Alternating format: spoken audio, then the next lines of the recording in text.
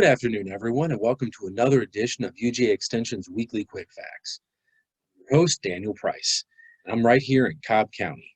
Now, today and over the next couple of weeks, I want to talk about some of the invasive plants that we have to deal with and that pop up in our landscape. And to be honest with you, the one I'm going to talk about today is the one I get the most phone calls about and is one of the most problematic to get rid of.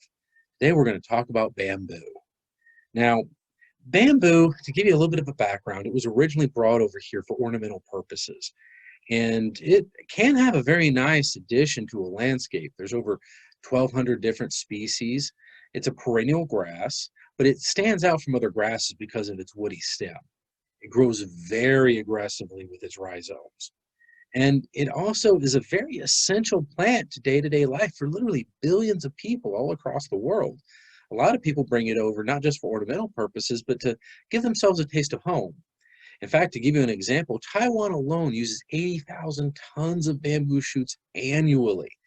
And I mean, bamboo is used from anything from scaffolding to rebar and concrete to make paper, flooring, furniture. It's even used as a food in some places. I mean, it is ridiculous the crazy uses that you can do with bamboo. And of course, it can look really nice in a landscape. It can make really beautiful gardens, but it needs to be used appropriately.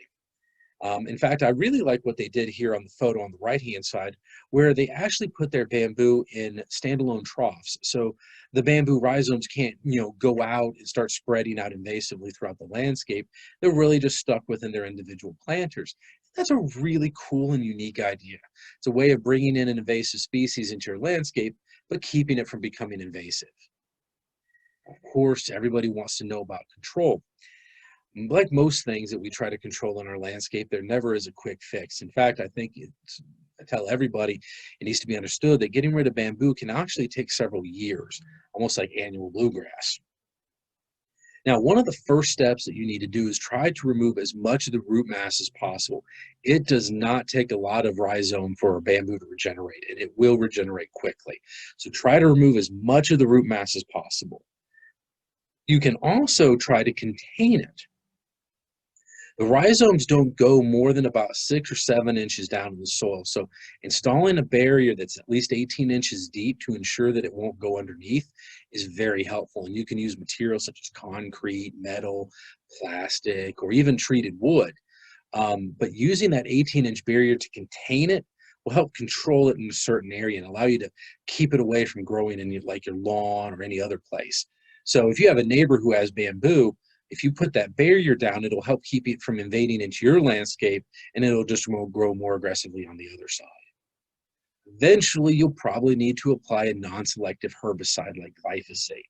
Now, the best way of applying it is after you've cut the bamboo really short, and as it starts new growth and unfurls its new leaves, spray the non-selective herbicide directly on those leaves. That's going to be the best way for it to take up that herbicide and start to kill it off.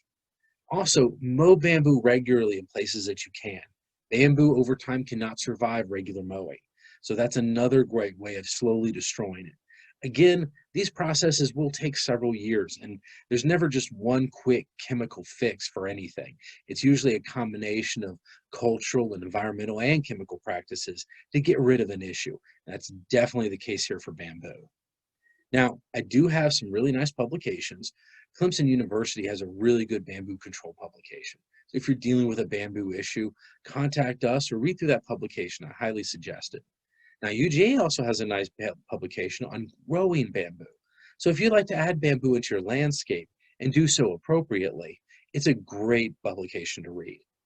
I will mention that the two most problematic bamboos people deal with is golden bamboo or fishing pole bamboo.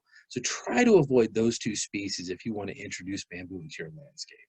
If you have any questions, as always, please feel free to give us a call. It's the Cobb County Extension Office at 770-528-4070.